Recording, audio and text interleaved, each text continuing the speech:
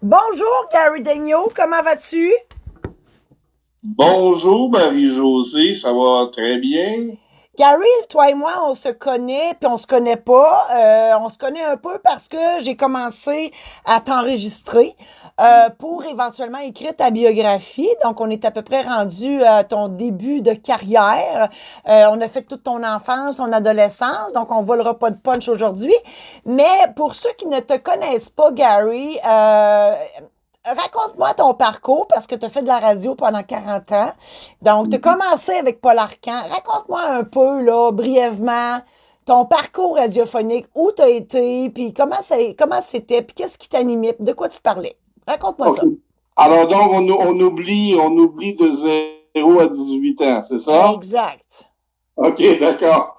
Bon, ben écoute, à 18 ans, je tournais un peu en rond, puis je me demandais bien ce que je ferais plus tard parce que j'ai j'ai eu plusieurs emplois avant d'arriver à la radio, donc c'est pour ça que je dis que je tournais en rond. Mais quand à un moment donné, j'ai entendu dire que il y aurait une possibilité d'un poste à la radio locale où j'habite à Saint-Hyacinthe, ben, je me suis dit pourquoi pas appliquer, pourquoi pas tenter ma chance. Et j'ai eu le bonheur d'avoir une personne très près de moi, que j'appelais même mon deuxième père, qui connaissait le directeur de la station de radio. OK. Alors évidemment, tu sais que dans ce milieu-là, Marie, les contacts sont toujours importants Oui. et les références, ces choses-là. Et moi, ben, j'en ai profité. Et j'ai demandé à mon deuxième père, Paul, qui s'appelait, j'ai dit, peux-tu appeler Monsieur Roger Duceppe? Roger Duceppe était le directeur de la station de radio locale et c'était vraiment une grosse personnalité. J'en parle au passé parce qu'il est décédé, Oui. mais c'était vraiment une grosse personnalité chez nous, étant donné son nom de famille. Ben oui.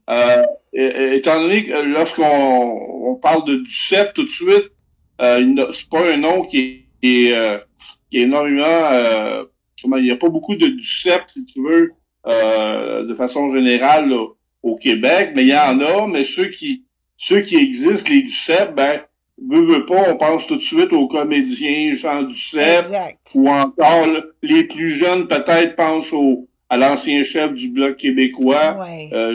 Gilles Duceppe, qui est le fils d'ailleurs de Jean Duceppe. Mais en tout cas, moi, évidemment, ça avait été à l'époque une de mes premières réflexions. J'avais demandé à Paul, parce que je le connaissais pas, M. Duceppe, mais j'avais demandé à Paul, j'ai dit, hey, toi, tu le connais, est-ce que tu sais s'il y a un lien de parenté avec Jean Duceppe? Puis OK. lui, il m'avait, parce que Jean Duceppe, oublie pas, Marie, c'est un gars de radio, OK. à la base, Il a commencé à la radio. OK. Et avant de devenir comédien, le grand comédien qu'on a tous connu. Oui. Donc, euh, donc, j'avais fait le rapprochement personnellement, mais lui, j'avais demandé à mon ami, j'ai dit, tu le connais-tu comme pas, puis tu sais-tu c'est quoi exactement son lien de parenté avec Jean Duceppe? Tu sais, je savais pas trop si c'était son frère, Ben oui, son puis, cousin, c'était ou du peu parent? importe. Alors donc, c'est ça que je voulais savoir, tu comprends? Mhm. Parce que je m'étais dit, si je me renseigne à l'avance, quand je vais le rencontrer, ben, ça va être mon sujet d'introduction. Tu sais, c'est un peu dans ma stratégie, si Ben tu veux, oui. de première rencontre, en tout cas. Et là, ben, il m'a dit, je pense qu'il m'a déjà dit que c'était son cousin. Il était OK. pas sûr, tu sais. Puis finalement, en tout cas, c'était son cousin. Et quand il l'a appelé avant que je prenne, si tu veux, que je réponde à l'annonce comme quoi il cherchait quelqu'un, il l'a appelé avant pour lui dire que j'étais pour appliquer sa job. Alors là, il m'a rappelé, il m'a dit, OK, il dit, attends ton appel. Donc, j'ai appelé le directeur de la station de radio, et là, il m'a fixé un rendez-vous pour dès le lendemain, parce que c'était tout de même assez urgent.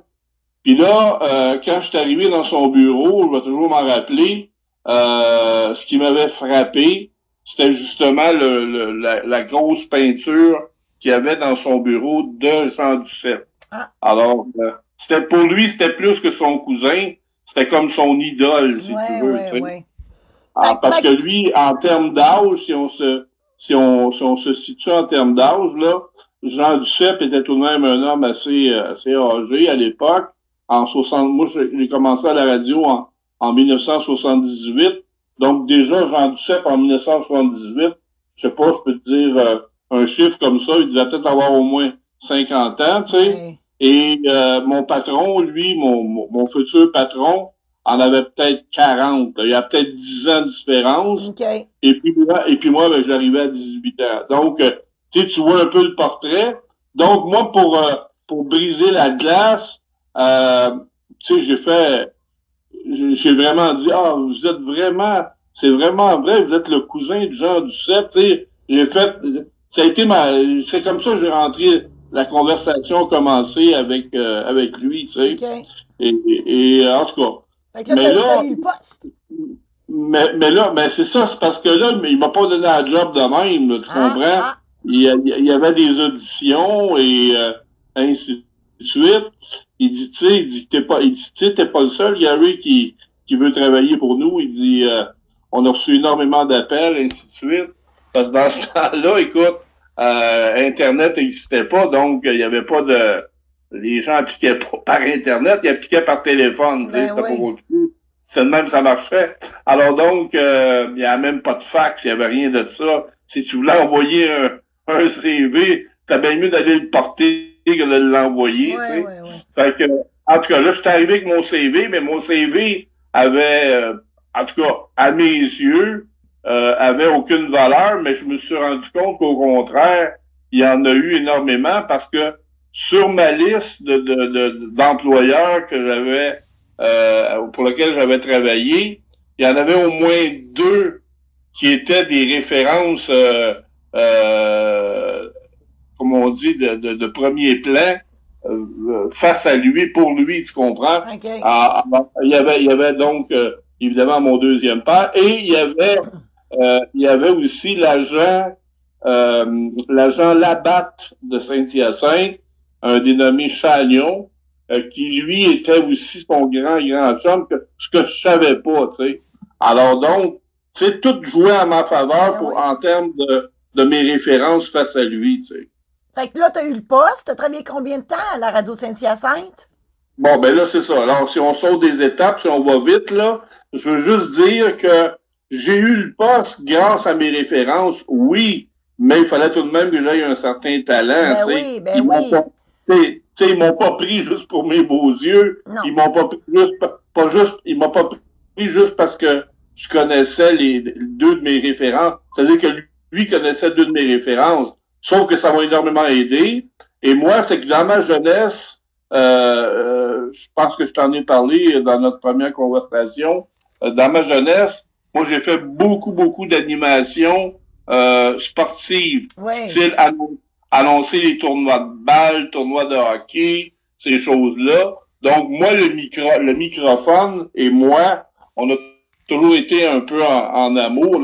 J'ai toujours eu un micro, presque même quand j'étais tout petit. Mon père était musicien, il avait des micros. J'ai toujours été attiré vers le micro. C'est bizarre, mais c'est ça. Oui. Mais t'as la voix aussi, t'as la voix, t'as une voix radiophonique, là, ça aussi, ça aide, là. Ben, à l'époque, je l'avais pas, Marie. Je peux dire ça. Parce que j'ai réécouté des enregistrements, ben, j'ai tout conservé, ou à peu près, tu sais. Puis, maudit, ça a pas de bon sens. Comme c'est sûr, ma voix, s'est améliorée avec le temps, mais tu sais, j'avais vraiment, écoute, à 18 ans, là, je parlais comme pratiquement un rossignol, tu sais, j'ai été même dans une chorale à un moment donné, j'étais soprano, puis en tout cas, tu sais, j'avais pas une belle voix radiophonique. Sauf que mon gros avantage, pourquoi ils m'ont pris, c'est parce que c'était un poste de lecteur de nouvelles au sport. Ah, Tu sais, ben c'est ça. moi, que j'avais vu ça, l'annonce tout de suite, hey, la station de radio locale CKBS recherche un lecteur de nouvelles au sport. Et moi, j'étais un malade de sport depuis mon enfance. Ben oui.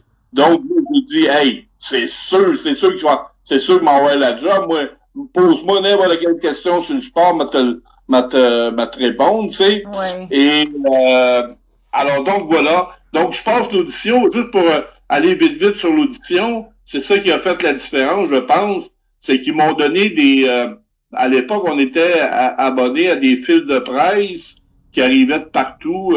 C'était tous des téléscripteurs qui arrivaient de partout. Presse canadienne, en tout cas, toutes sortes de choses comme ça. Puis là, il y en avait qui étaient en anglais, il fallait les traduire en français avant d'en faire un bulletin de sport en ondes, tu comprends? Alors moi j'ai eu l'avantage d'avoir une mère anglophone, donc ma mère qui nous a donné une certaine base en anglais et elle écoutait souvent la télé en anglais, donc moi j'ai beaucoup appris mon anglais comme ça, tu comprends? Oui. Mais je suis pas parfait bilingue, mais toute ma vie, moi l'anglais m'a beaucoup aidé. Puis évidemment avec un prénom comme Gary, Ben oui. tout le monde s'attend à ce que je parle anglais, tu comprends? Puis, effectivement, tu commenceras à me parler en anglais, je serais capable d'avoir une conversation avec toi. Sauf que ce qui me manque, c'est de la pratique. Ben, Mais c'est ça. envoie-moi à New York ou à Toronto une semaine de temps, un mois de temps, puis m'en revenir, puis tu sais, je vais l'avoir encore plus. C'est juste l'immersion. Mais Saint-Hyacinthe, c'est une des villes les plus francophones qu'il y a pas au Québec, tu sais. Okay. Alors, c'est ça. Donc, finalement, pour répondre vraiment à ta dernière question que tu m'as posée tantôt, excuse-moi d'avoir été long comme ça, là, mais c'est que j'ai resté de 1978 à 1998, donc 20 ans. Wow. Où pendant 20 ans, j'ai occupé à peu près toutes les fonctions qui peuvent exister en radio. Ça a commencé par la job en question de lecteur de nouvelles de sport, mais rapidement, c'est devenu animateur. Puis après ça, en tout cas, ça s'est terminé que en 98, quand j'ai quitté, j'avais atteint le top, là, j'étais devenu... Donc, c'est pour ça que tu as quitté, tu avais besoin d'un nouveau défi? Ouais, c'est ça, exactement. Et puis, écoute, sans entrer dans tous les détails, c'est sûr que en 20 ans, il se passe beaucoup de choses. Puis, moi, ce qui est arrivé, pour faire une histoire courte, parce que il y a peut-être des gens qui vont faire des recherches sur mon nom, sur Google, puis ils vont découvrir des choses, là. Alors, je dis tout de suite à tes amis Colombo de pas perdre le temps. Je vais leur dire tout de suite que moi, ce qui est arrivé, l'incident qui m'a fait vraiment dire, bon, ben là, c'est assez, faut que je quitte, faut que j'aille le voir ailleurs, c'est qu'il est arrivé un incident où que j'avais une compagnie en parallèle à mon métier d'animateur, où j'étais producteur de spectacle. Et ça, je faisais ça vraiment en parallèle. Mon employeur était au courant, puis il n'y avait aucun problème. Comme il me disait toujours, moi, autant que ça ne nuit pas à ta job, vas-y, mon vieux, produisant des shows, tu sais. Puis ça aussi, j'avais une passion pour ça, tu sais. On est une ville, nous, qui malheureusement, avant les années 2000, on n'a jamais eu une vraie salle de spectacle. Il a fallu attendre 2005 avant d'en avoir une. Donc, moi, j'avais pris le taureau par les cornes, puis je me disais, hey, c'est pas vrai que le monde de Saint-Hyacinthe sont tellement niaiseux, faut qu'ils aillent à Montréal pour voir des spectacles, ils portent même leur salle de spectacle, tu comprends? Ben oui. Et c'est pour ça que je faisais c'est quoi des spectacles dans des petites salles. On a ici des auditoriums style au Cégep, à l'ITA, l'Institut agricole. En tout cas, c'est quoi, Gary? De 300-400 personnes. Mais moi, ça me suffisait pour présenter le genre de show que je produisais. T'sais. Mais c'est quoi qui a amené un conflit avec la radio? Pourquoi que ça a nuit à ma carrière de radio? C'est qu'à un moment donné, un artiste, je pense que ça serait mieux que je le nomme pas parce que m'a dit pourquoi, c'est que ça nuit à moi, ça m'a nuit à ma carrière Puis ça a passé en plus à la télévision, dans une émission qui était bien connue à l'époque et qui est encore bien connue. Ça a passé à l'émission J.E. OK. et avec Gaëtan Giroir. Alors moi, je veux pas entrer dans les détails parce que c'est pas le but de Ben notre non. entretien aujourd'hui, mais je veux juste dire aux gens que moi, ma carrière radio, si elle a changé en 98, en ce sens que si j'ai quitté ma ville pour aller travailler ailleurs, il y a deux raisons. Il y a la première, cet incident-là, qui a fait, moi, j'avais pas le goût que ça nuise justement à mon entreprise, puis Ouais. pas mon entreprise, à mes patrons, à mon employeur. Puis eux, ben, euh, il y a des dirigeants qui l'ont mal pris. C'était un genre de, comment dire, comment te l'expliquer vite vite là.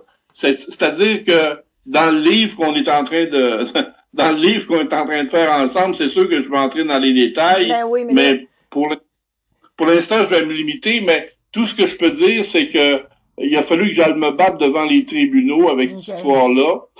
Et ça, ben, ça m'a comme un peu, ça m'a vraiment, ça m'a déçu et je me suis dit, bon, ben, Saint-Hyacinthe étant une petite ville, tu sais, Ouais, ouais, ouais.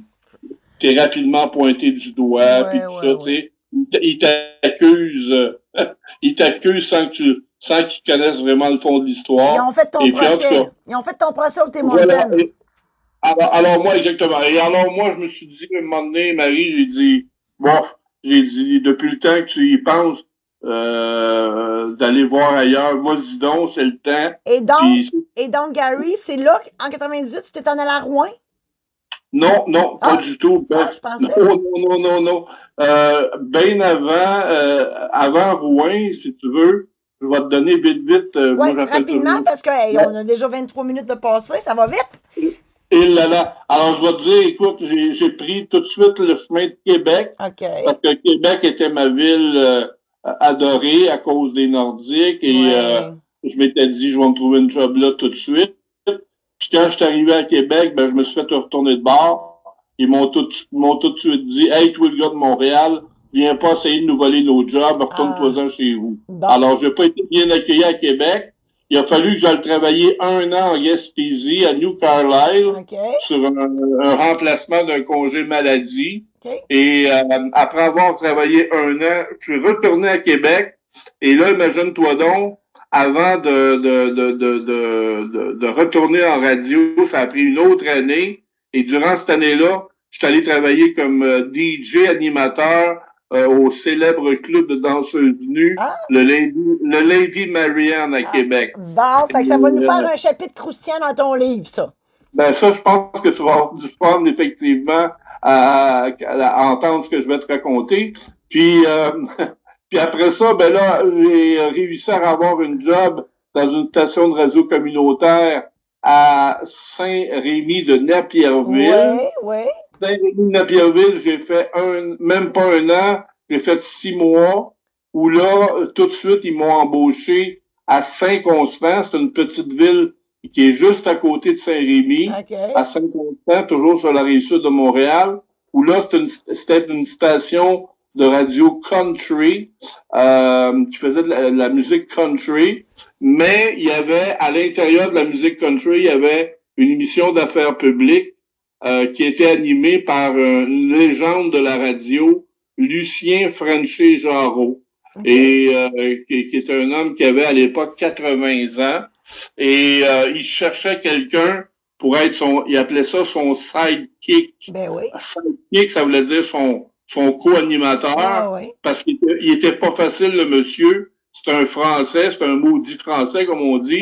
Et il était pas facile à travailler, mais moi, avec l'expérience que j'avais, mes 20 ans et plus, il savait que je serais capable de le contrôler, tu comprends? Ouais, ouais, Et ouais. alors, je suis allé là 5 ans, donc à peu près jusqu'en 2003-2004.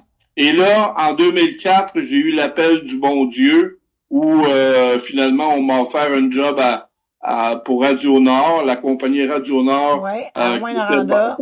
basée à Rouyn-Noranda. Et j'ai fait un autre 5 ans à Rouyn-Noranda, que ça a été les 5 plus belles années de ma vie Oui, hein. professionnelle. Ouais. Ben, super. Puis là, après ça, ça s'est terminé là. C'est là que tu as terminé ta carrière? Du tout. Mon contrat au bout de 5 ans n'a pas été renouvelé parce qu'ils ont changé l'image de la station. Ils voulaient imiter Radio X de Québec OK. parce que Radio X était devenu par la bande propriétaire de la station où j'étais OK. en Abitibi. Alors ils ont commis la grosse erreur parce que les gens de l'Abitibi n'étaient pas prêts à Radio X en Abitibi. Donc moi ils m'ont demandé de jouer ce rôle-là à la Jeff Pillion. J'ai refusé et ils ont mis fin à mon contrat et ils m'ont envoyé plutôt, la même entreprise m'a envoyé à Chicoutimi. J'ai OK. fait un autre j'ai fait un autre 5 ans à Chicoutimi. OK. Euh, et après ça, j'ai terminé. Pour dire vraiment, là, c'est 2013. Mon dernier emploi en radio a été de remplacer pendant 5 semaines Jacques Fabi la nuit Oui. à 98.5 FM à Montréal. Ça, t'as aimé ça, hein?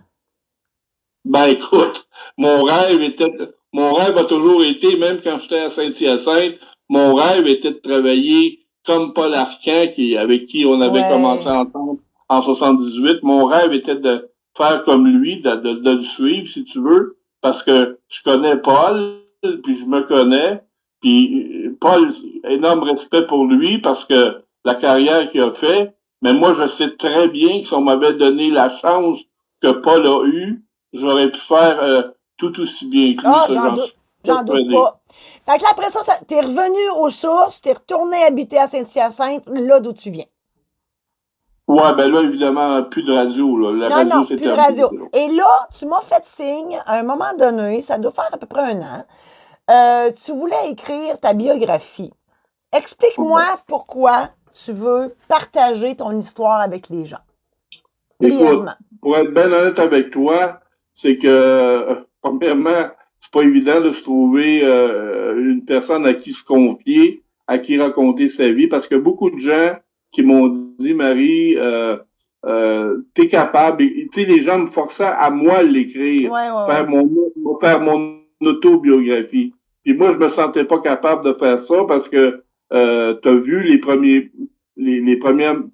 la première portion de ma vie est tout de même assez hot, là, comme on dit, Ouais, ouais, ouais. il s'est passé beaucoup de choses. Je pense que j'aurais bloqué à plusieurs endroits, tu sais. Puis moi, ben, je suis Ben, fatigante parce que je te je pose plein de questions. c'est ça. Et avec toi, en tout cas, puis moi, ben, on se connaissait pas, évidemment, mais j'ai tout de même fait une enquête. Moi aussi, j'ai joué Colombo. J'ai fait une enquête, et vu que tu étais dans le notariat, si tu me permets de le dire, Ben, là, à absolument. Amos, J'ai rien à cacher. euh, puis moi, ben Amos, ça a été, après Rwanda, ma ville préférée. Euh, En tout cas, j'ai bien aimé, puis j'aimais beaucoup l'ancien maire qui est décédé, M. Chérubin. Ouais. Et en tout cas, ça pour te dire que ben, quand j'ai vu que tu étais auteur et tout ça, ben j'ai dit, tiens, je vais lui demander si ça l'intéresse. Puis en tout cas, on connaît Moi, maintenant la suite. ben oui, puis moi, ça m'intéresse toujours d'écrire la vie des gens. Et tu sais que moi, je vais juste être une prête-plume, c'est-à-dire que ça va vraiment être ton nom qui va être sur ton livre, comme si c'était toi qui l'avais écrit. Moi, je suis juste un outil dans tout ça. Donc, et là, on attend des bonnes nouvelles pour avoir le financement, parce que écrire un livre, c'est quand même coûteux. Pas juste Ouais, moi, mais l'imprimerie et tout, et tout, et tout. Et, ouais, ouais. et on va faire un méga lancement à Saint-Hyacinthe. Ben, moi, dans le fond, Marie, tu sais, tu me posais la question pourquoi? Ben moi, c'est pas compliqué, c'est que rendu à 67 ans, il m'en reste moins qu'il m'en restait. Oui. J'ai une santé assez fragile, puis j'aimerais ça laisser à mes petits-neveux, mes nièces, surtout à mon filleul, parce que j'ai pas d'enfant, leur laisser un héritage. Si tu veux, mon héritage, ben ça va être ma vie parce que la plupart ne la connaissent pas, tu Ben sais. oui, ben oui. Puis il y a plein de monde aussi qui vont vouloir lire ton histoire, c'est évident. Écoute, t'as marqué, dans ton existence, t'en as marqué des gens. Je dois t'avouer que, de ce que j'ai compris, là où Gary Daigneault est passé, il a vraiment polarisé, où les gens t'aimaient beaucoup, où les gens te détestaient. pour avoir fait une coupe de publicité pour nous, là, pour toi et moi. Ça m'a fait rire parce que, puis moi, ben, c'est correct que ça soit ça parce qu'on peut pas plaire à tout le monde. Puis le fait de polariser comme ça, ben, ça fait juste jaser. Ça fait jaser le monde au Tim Hortons, puis c'est bien correct. Mais tu sais, Marie, le métier d'animateur de radio, il y a deux façons de le voir. Il y a sans doute des gens qui vont écouter ce balado-là, puis qui vont dire, bon, ben Gary, oui, oui, je sais c'est qui, tu sais, puis tout ça. Puis il y a bien des gens qui m'ont connu à certaines époques de ma vie. Puis il y a bien des gens aussi, je parle pas juste des animateurs de radio comme moi, là, mais je parle beaucoup en termes d'auditeurs. Il y a beaucoup de gens, Marie, qui se fient à ce qu'ils entendent sur les ondes pour juger la personne. Ah ben oui, c'est Mais, ça. mais tu sais que la plupart, que ce soit Paul Arcand ou n'importe qui d'autre, on a tous deux personnalités, tu comprends? Ben, absolument. On a la personnalité en ondes, puis on a celle évidemment hors des ondes. Et voilà. Et moi, toute ma vie, tu sais, c'est pas facile de vivre avec ça parce que tu sais, c'est une lourde tâche de t'embarquer dans cette galère-là parce que toute ta vie, ça te suit, hein. Ben Et oui, puis, regarde, ben oui. ce que tu me racontes, là, les commentaires que tu as eus à gauche et à droite, ben, ça me surprend pas parce que, effectivement, non seulement c'est ça que je voulais, dans le fond, je suis content, parce que c'est ça que je voulais pas laisser personne indifférent. Ben voilà. Puis je le sais que partout où je suis passé, il y a encore des gens qui parlent de mes émissions, Et voilà. qui parlent du temps que je faisais de la radio dans leur coin de pays. Comme tu disais, je pense bien que la journée qu'on va publiciser que j'ai un livre, je pense bien que ces gens-là vont être intéressés parce que ils savent très bien que je les ai pas oubliés. Puis Oui. moi, il va y avoir au moins une page à quelque part qui va parler de leur coin de pays. Oui. Puis tu sais, Marie, que les gens de nos jours aiment beaucoup quand on parle d'eux, hein. Absolument. C'est Oui, ça. il y a aussi une chose, c'est que ton livre va venir remettre les pendules à l'heure un peu, tu sais, dans tout ça. Merci infiniment, Gary, d'avoir participé à mon podcast. C'est très, très, très gentil. Je t'apprécie énormément et j'ai vraiment hâte de recommencer à travailler avec toi. Moi aussi, Marie. C'est bon. Bye. Bye.